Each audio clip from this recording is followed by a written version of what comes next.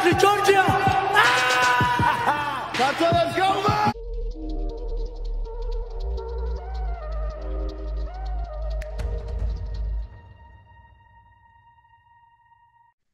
გამარჯობათ, მოგესალმებით.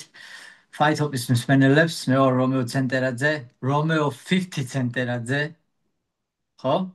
ეს არის ნოსტალგიორგი სართანია და ეს არის 203 ეპიზოდი ჩვენი გადაცემისა. მადლობა ყველას, ჩვენ სისტემატიურ მაყურებელს და ახლებს კიდე ვინც გვიყურებთ, გთხოვთ და მოგიწოდებთ თანადგომისკენ და დაგვიჭიროთ ხარი, გამოიწეროთ ჩვენი არხი, დაალაიქოთ, გააზიაროთ, დააკომენტაროთ, დადებითი ემოციები გამოუშვათ და დაგვეხმაროთ ზრდაში.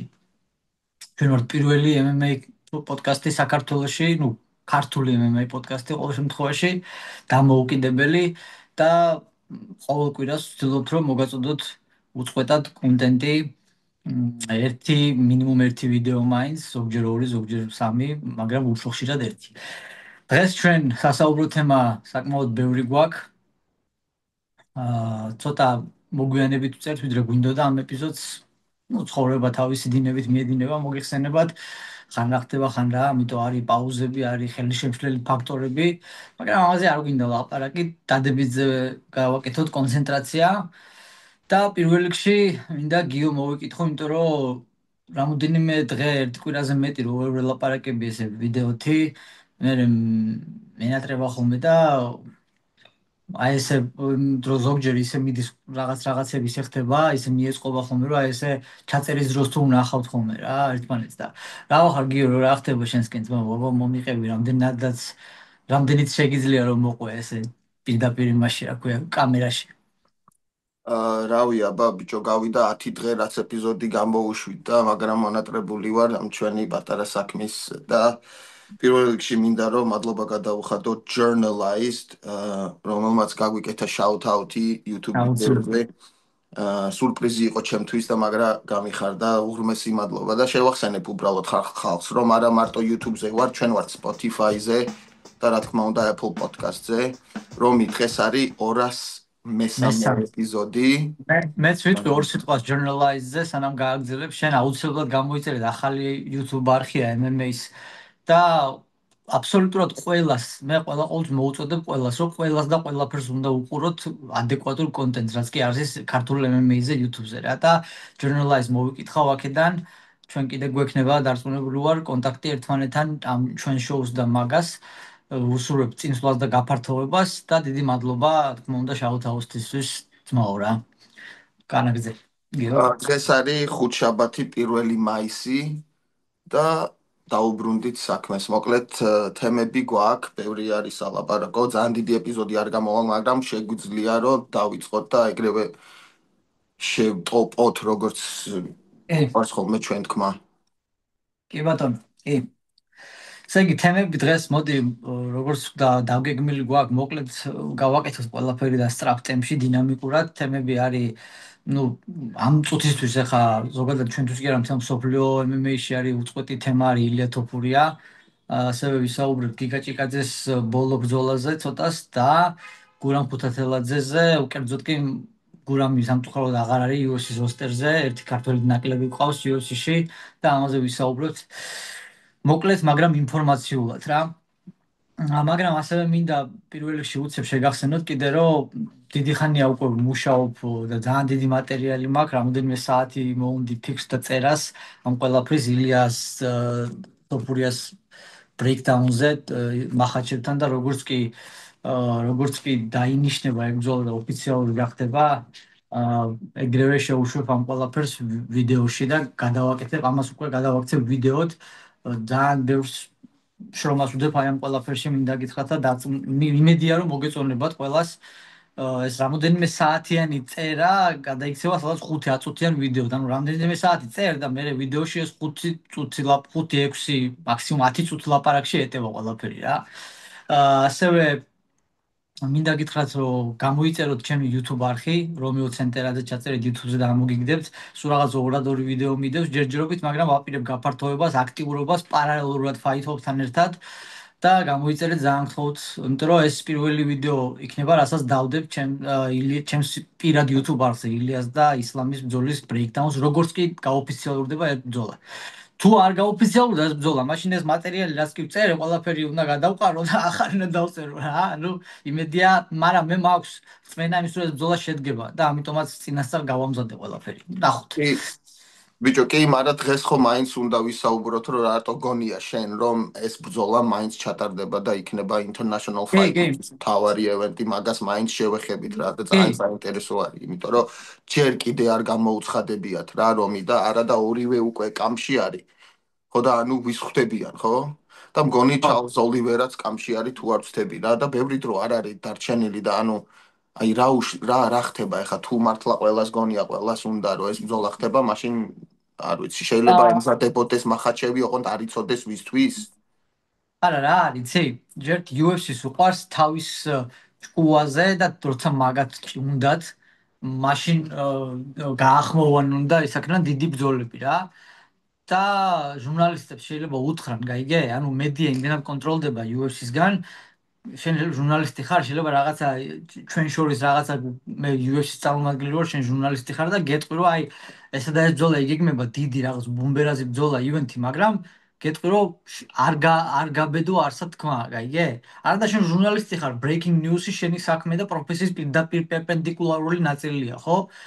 და ვერ ამბობ ვერაფერს რა. იმიტომ UFC-ს უნდა რომ აი როცა მაგათ გაუსწორდებათ და როგორც ჩათვლიან სტრატეგიულად სწორად, მაშინ გააშუქონ ეს ყველაფერი და ზუსტად ესეთი რაღაცის გამო გაუფრთხა Ariel Helwanis UFC-სთან და კერძოდ Dana-სთან პირადად ურთიერთობა წლების წინ, როდესაც UFC 200-ის წინ Brock Lesnar-ის ბრძოლა და Brock Lesnar-ის დაბრუნება UFC-ში გააშუქა მანამდე, სანამ UFC ამის ნებას დართავდა რა და ამის გამო გაცეცხლდა Dana White-ი, მახსოვს გაცოფებული იყო და დღემდე გამარჯვებასაც არ ეუნება Ariel Helwanis და მე მგონი შეუწყვეტეს კიდევაც შესვლის უფლება თუ რაღაცა თვითონაც აღარ მიდის ისე ცუდად ექცევიან რა და ანუ მე დარწმუნებული ვარ რომ ძალიან მალე გახმაურდება მაგ ბრძოლის ანუ დაანონსდება ეგ ბრძოლა ილია ვისე ჩხუბება და კამარზე ვირი ჩხუბებს ზოგადად lightweight-ის კამარზე რა მსუბუქ კამარზე უბრალოდ UFC-ს ამისთვის თავისი დრო აქვს არჩეული და ვერავინ ვერ გაბედავს რამე თქვას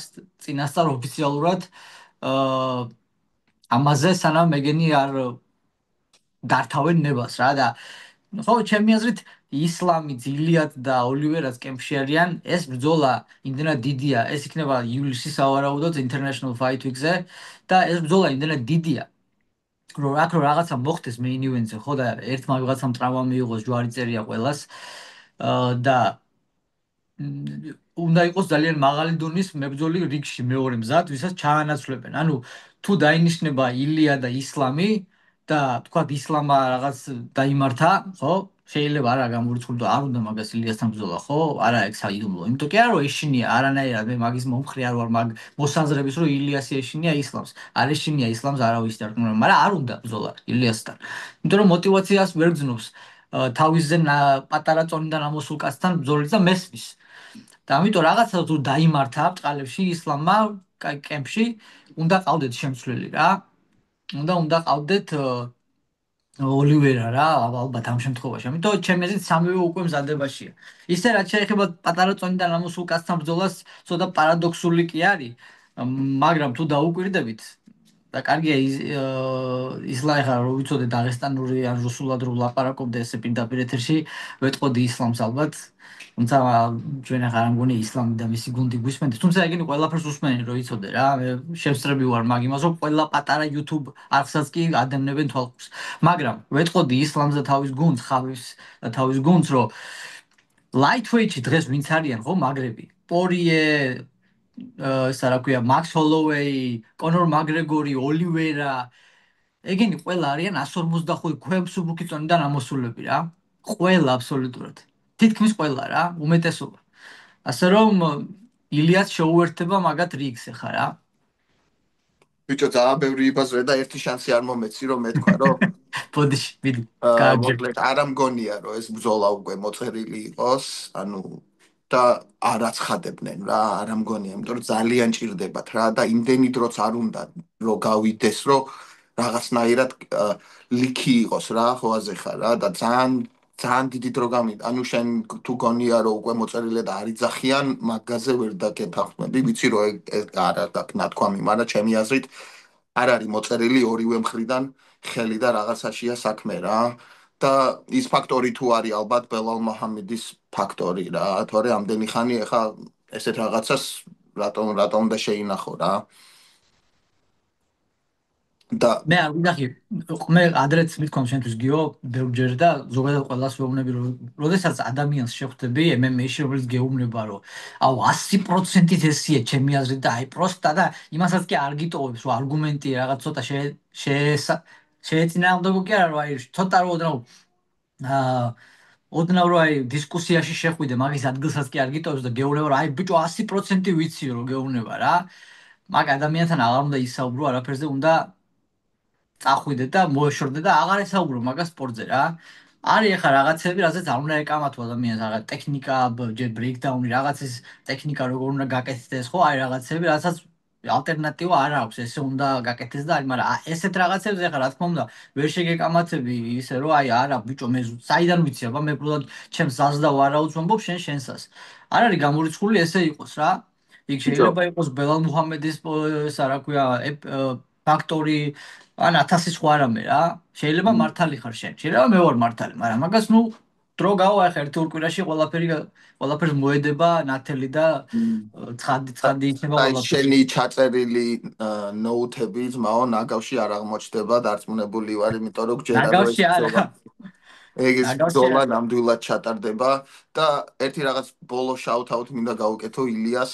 ნუ ჩვენ შოუზე იყო და ხა გვისმენს თუ არა, მაგრამ არ ვიცით, მაგრამ ბიჭო, აქ რო ჩამოვედი რა ლონდონში, მაღაზიაში შევედი და რაღაც ბიჭები იყვნენ რა, ახალგაზრდა რაღაცა და ხო საიდან ახარ და რაღაცა და ავღანელები იყვნენ და მე ბავშვობიდან ავღანელიც მაგაც იმას და მეთქი რაღაც 1-2 პაშტუნ მაგათ ენაზე რაღაც უთხარი და შესავა გაუკვირდა და შენ სადაური ხარო და მეთქი ჯორჯია მეთქი რა და მასმა პირველი რაც თქვა ილია თოფურია ისლამ მახაჩე რას ფიქრობ ხოაზე ხარ როგორ გამისწორდა ხოაზე ხარ პირველი რაც ძალიან კაია, უფრო გასახელს და უფრო. ჯორჯიას ბიჭო აი ხო და გესმის რომი პირველი რო თქვი ჯორჯია ეგრევე თქვა ილია თოფურიაო და რა ძალიან მიხარია, იმიტომ რომ დამიჯერე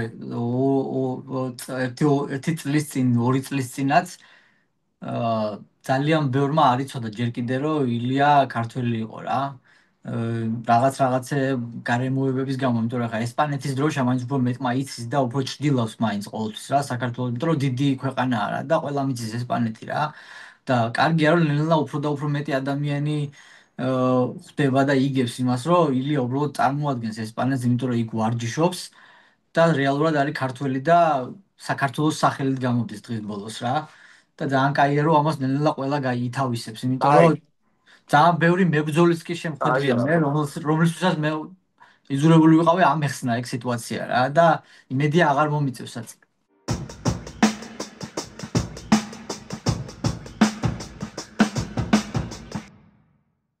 ილიაზე დაველოდოთ ბრძოლის დანიშვნას და მოვლენების განვითარებას და მე ჩვენ ძალიან ბევრჯერ შევეხებით დარწმუნებული ვარ კიდე გვექნება ამაზე სალაპარაკო. გიგა მიბრძოლა წინა კვირას და აუცილებლად უნდა დაუთმოთ იმსახურებს გიგა იმას რომ ჩვენ ამას დაუთმოთ დრო და ვისაუბროთ ამაზე, იმიტომ რომ მნიშვნელოვანი ბრძოლა იყო გიგას კამბექი იყო ეს და მე გურამზეც გადავიდეთ.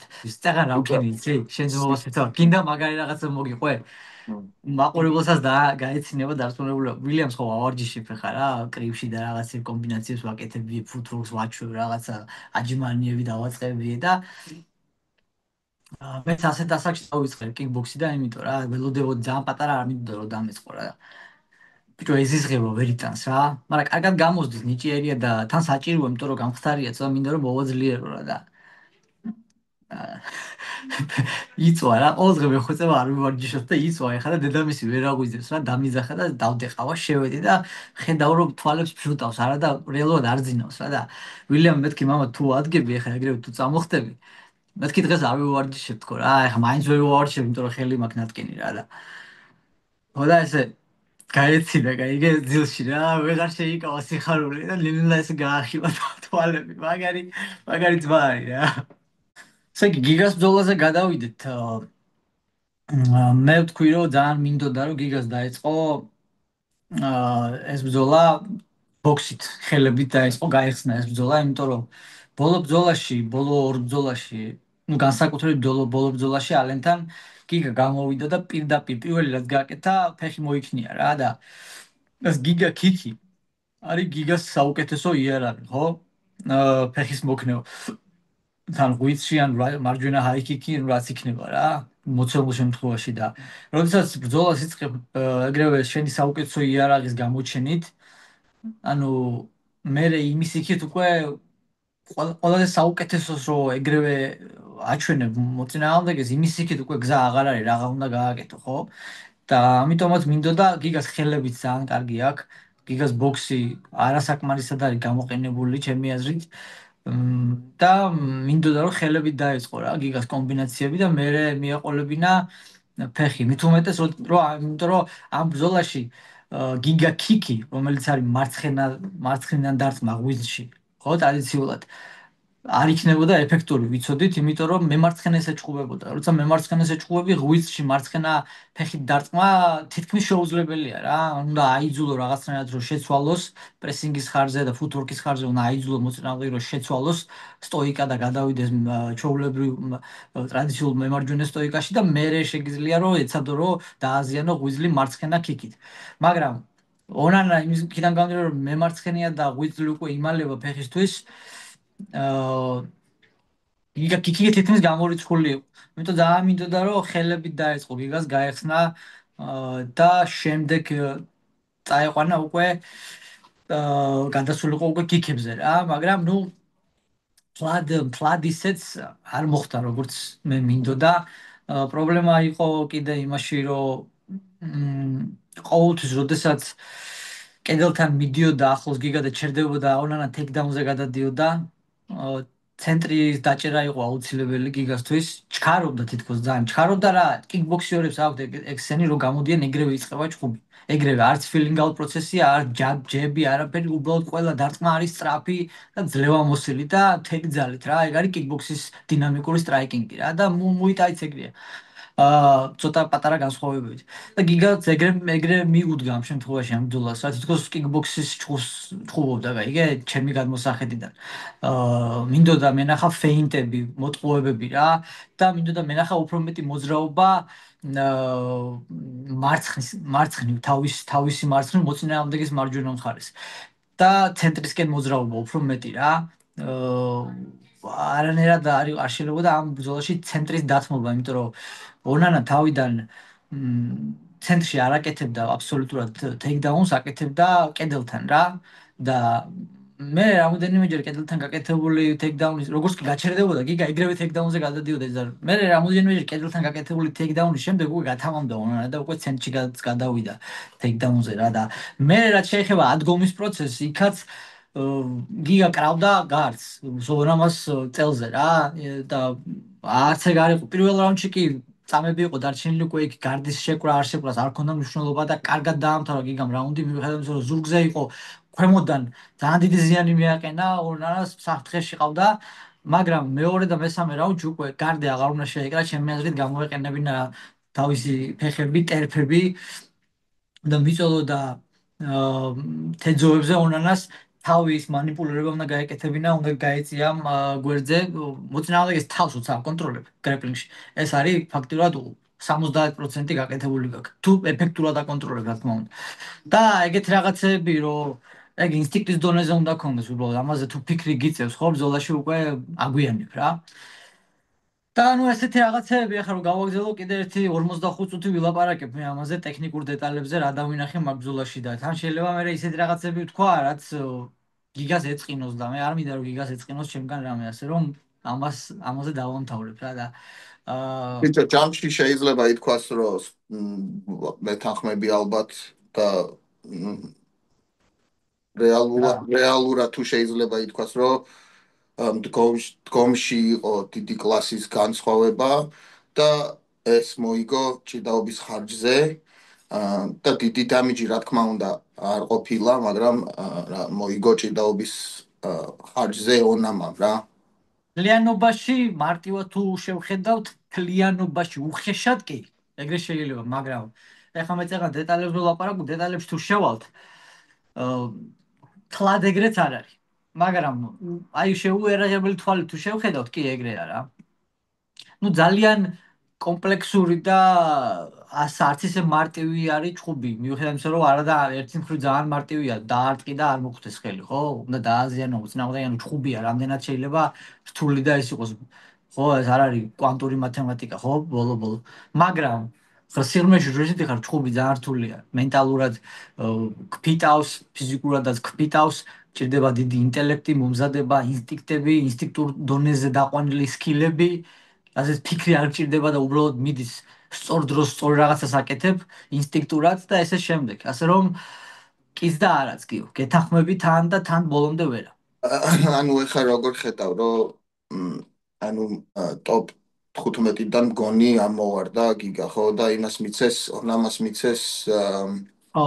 მე-14-ეს განთესილება მე-14 ნომრის და ანუ ეხლა შემდეგ მომავალში როგორი ბრძოლები და რა ბრძოლები დაენიშნება გიგას და იქნება თუ არა შანსი რომ ტოპ 15-დან მიეცეს თუ ისე ვიღაცას მისცემენ შანსს როგორ უფრო გიგა როგორც სახელი ისე იყოს და დარჩეს ანუ ბრძოლებში ტოპ 15-დან თუ მისცეს, ალბათ უფრო ქვემოთ, აი 15, მე-15 ან მე-14 სადღაც ეგრე მისცემენ, ან ისე დიდი შანსია უფრო რომ ტოპ 15-ის გარეთ მისცენ, იმასაც აქვს მნიშვნელობა რამდენად სწრაფად შემოbrunდება და იბრძოლებს ისევ, გაიგე, იმიტომ რომ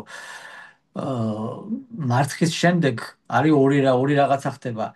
მებრძოლი ან ვერ აჩერებდა ეგრევე ჭუბი უნდა, იმიტომ რომ ის მარცხი უნდა რომ დაივიწყოს და ეგრევე უნდა რომ მოიგოს მომდენო ბრძოლა, იმიტომ რომ მებრძოლი როგორც წესი, სანამ ჯერ კიდევ ბრძოლობს და აქტიურია, თავის ბოლო ბრძოლაზე ფიქრობს ყველაზე მეტს და როდესაც ბოლო ბრძოლა წაგება, ეს არ ასვენებს მაგას. საკუთარი გამოცდილებიდან ვიცი ეს. მე მებრძოლი არ ვარ, არასა მიწოდებია ჩემი თავისთვის მებრძოლი, ბოდეს ვიხდი, უბრალოდ ნაჩხუბი მაქვს და ვიცი რა. ხო და აა გიგაც ამ შემთხვევაში დარწმუნებული ვარ ალბათ ორი მომენტია ან შეეცდება რომ ეგრევე შემოbrunდეს და იბრძოლოს რომ ეს წაგებული დაივიწყოს თუ ტრავმები არ აქვს რა თქმა უნდა ან უბრალოდ შეიძლება კიდე ეგეთ მომენტია რომ ჩაჯდეს და იფიქროს იმაზე რა უნდა გააკეთოს მომდენო ბრძოლაში რომ ეს შეცდომები ყველაფერი გამოსწორდეს რის გამოც წააგო რა პრობლემა ისაა გიო რომ კემპზე არის გიგაზე კემპზე მithქმა მოთქმები ძალიან ბევრი მე არ ვიცოდი ვაფშე რა ხდებოდა მე თუნდაც ახლა ხანს გავიგებ ბრძოლის მერე ვაფშე რომ თურმე რაფაელ კორდეროსთან აღარ ვარჯიშობს გიგა მე არ ვიცი შეიძლება შენ იცი რამე ამის შესახებ და მითხრა რა თვითონ კორდერო წასულა სადღაც ახალი გაუხსნიათ თუ რაღაც რა და გიგა ხო მაგიტო გიგაც გადავიდა რა და ეგ ვიცი მარტო რა კორდერო გადავიდა ახალ ჯიმშიო ოღონ თავიანთ ჯიმში სხვა ლოკაციაზე რა მგონი რა გასაგებია. ნუ ნახოთ რა სიახლეები იქნება. ყოველ შემთხვევაში აქედან მინდა ისევ გიგას მიუმართო, რომ ქონდა ჩვენ მიმოწერები, იყო ახლოს ვიყავით იმასთან მისული ჩაგვეწერა გიგასთან. აი 1 საათი გვითხრა, მაგრამ ნახევარი საათი იყო ზმა, ოღონ მოდი და დაგველაპარაკი, კარგი იქნება. შინაურულად, ესე იგი გავისაუბროთ თუ ვაფშე არ გინდა წარსულზე ლაპარაკი, თუ არ გინდა, შეგვიძლია უბრალოდ მომავალზე ვისაუბროთ რა. და იგივე გურამი ქუთათელაძე, გურამთანაც ეხა ძალიან მინდა საუბარი, ეხა მით უმეტეს და განსაკუთრებულად, იმიტომ რომ სამწუხაროდ გურამ ქუთათელაძეს UFC-მ შეუწყვიტა კონტრაქტი, რაც რა თქმა უნდა დასანანია და ამას ვერავინ ვერ წარმოიდგენდა 2020-ში როცა გურამი შეუერთდა UFC-ს, ყველა ფიქრობდა რომ ქუთათელაძე პოტენციურად ტოპ 5-ის და შეიძლება საჩემპიონო მატერიალიც იყო. მარტო ჩვენ კი არა ამას ფიქრობდა ყველა ვისაც ჩახედული ვინც არის MMA-ში და ვისაც ესმის ეს სპორტი, ქართველებს კი არა, ამერიკელებს და ევროპელებს და ესე შემდეგ. იმიტომ რომ გურამის პოტენციალი იმხელა იყო. მაგრამ ნუ აი ესეთი მრავალწახნაგოვანი სპორტია ესა და ხდება ისეთი გაუგუნარი რაღაცეებიც, როგორიც არის ქუთათელაძის UFC-დან გაშვება, იქიდან გამომდინარე, რომ არ ქონდა კარგი ჩვენება ბოლო ბრძოლაში, ბოლო ორ ბრძოლაში. და აქედან გამომდინარე, გურამი ამ ეტაპზე UFC-ში აღარ იბრძვის, განაგრძობს სადმე სხვა ორგანიზაციაში ბრძოლას, ვნახოთ რა იქნება მაგისი მომავალი. შენ რას ფიქრობ, გიო, სად შეიძლება ვიხილოთ ქუთათელაძე მომდენო ეტაპზე თავისი კარიერის? ბიჭო, რავი, აბა რამ ორგანიზაციების მეტი რა არის, ყველგან ორგანიზაციები არის, ხა, კიდე ევროპა, აზია, ამერიკა, სადაც უნდა იყოს და დარწმუნებული ვარ, რომ რავი, აბა ყველა ორგანიზაციას მოუნდება ეხა გურამი, რომ შეუერთეს რახან UFC-ში არ არის რა. ნუ რა თქმა უნდა ძალიან არ არის კარგი ამბავი, მაგრამ იმას არ ნიშნავს, რომ რაღაც მორჩა რა, ეს შეიძლება შეხედო, რომ იყოს უბრალოდ დასაწყისი, რომ რამდენიმე ბრძოლი არის, ხო, რომი ახლა შენზე კარგად ვინ იცის, რომელიც გაშვებული ყოფილა UFC-დან და დაბრუნებულა არა მარტო ერთხელ, ორჯერ გაშვებული და შეიძლება სამჯერ კიდეც რა და ნუ რავი, მე მჯერა, რომ გურამისგან კიდევ ნახავთ ძალიან მაგარ შესრულებებს რა გალიაში და მოკითხვა მინდა გადავცე გურამს მის ოჯახს და ეხლა შანსი არ მომეცი და გიგა შოუ გიგა სტაილ დარწმუნებული ვარ რომ დაბრუნდება რა. რა თქმა უნდა, ჩვენ მივწერეთ კიდევაც გიგას, გურამში ჯერ არ მიმიწერია, მაგრამ აუცილებლად მივწეროთ. აა, რა თქმა უნდა, ჩვენ იციან ყველამ ბიჭებმა, ესედაც ვინც ჩვენ გვიცნობს ასე თუ ისე შორიდან მაინც, რომ რაც არ უნდა მოხდეს ჩვენ ადამიანი რო იგებს და ვარსკვლავი რო ხდება, მაგიტო არ გვიყვარს და მაგ დროს არ ვიწყებთ ჩვენ ადამიანთან კონტაქტს და ლაპარაკს მაგაზე და ზრუნვას და ესე შემდეგ.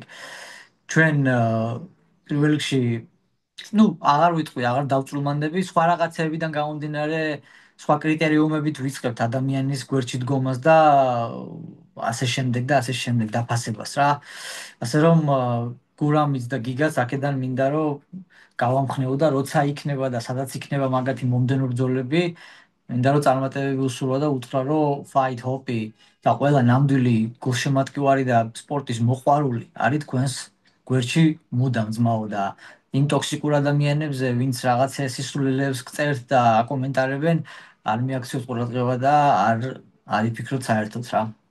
ეგ ამით დავამშვიდობოთ დღეს ჩვენს მაყურებელს დროებით, შევეცდებით ეს ვიდეო რაც შეიძლება მალე დაიდოს. გიო, აა შენ ძმაო მიხედე შენ საქმეს წარმატებები იქამ, სადაც ხარ და რაზეც ხარ. მე აქ ჩემსას მივხედავ და მთლიანობაში ხო იცი, საქმეა, გრძელდება ცხოვრება, გაძლიერებას გისურვებ და ყველა ფაით ჰოპერს კიდე ერთხელ დიდი მადლობა, წარმატებებს გისურვებთ ყველას. გისურვებთ, რომ ყველას ყავდეთ ნამდვილი საყვარელი ადამიანები ცხოვრებაში, ნაღდი ადამიანები და გისურვებთ ჯანმრთელობას, ერთობას და მატყუარ ადამიანებს მოერიდეთ ცხოვრებაში, ამას გეტყოდით რა. ეც არაფერ, თვითმარქვიას და მატყუარ ადამიანებს. ჯიგარი ხარ ძმაო, ფაით ჰოპერებს დროებით გემშვიდობებით, ეპიზოდ 203 ეგ არის.